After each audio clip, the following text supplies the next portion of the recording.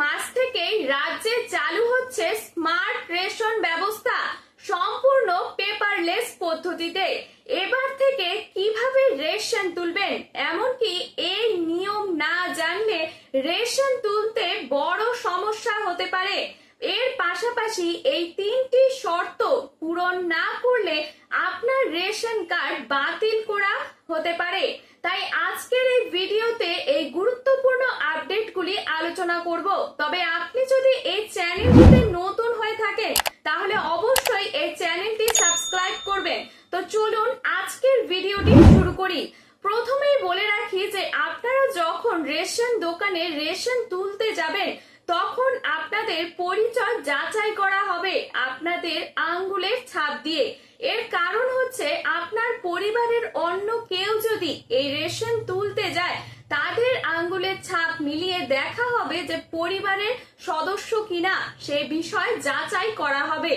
এরপর রয়েছে ই-কেওয়াইসি।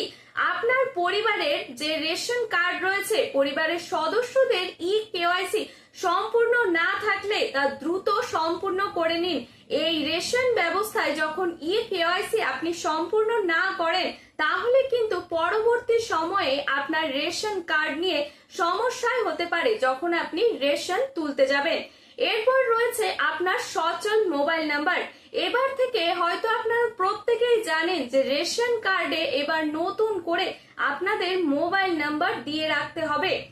তাই আপনাদের প্রত্যেককে জানিয়ে রাখা হচ্ছে যে আপনারা প্রত্যেকেই রেশনে কার্ডের সাথে মোবাইল নাম্বার যুক্ত করে রাখবেন।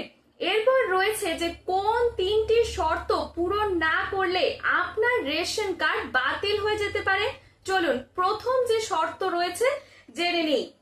প্রথমেই রয়েছে যে পরিবারের কারো নামে নির্দিষ্ট ধরনের গাড়ি বা সম্পদ থাকলে সংশ্লিষ্ট রেশন কার্ডের যোগ্যতা যাচাইয়ের সময় সেই তথ্য বিবেচনা করা হতে পারে। তবে একটা বিষয় পরিষ্কার করে দেই যে শুধু গাড়ি থাকলেই যে সবার রেশন কার্ড বাতিল হয়ে যাবে এমন কিন্তু কোনো নিয়ম নেই। কোন ধরনের কার্ড কোন শর্ত প্রযোজ্য সেটাই এখানে গুরুত্বপূর্ণ।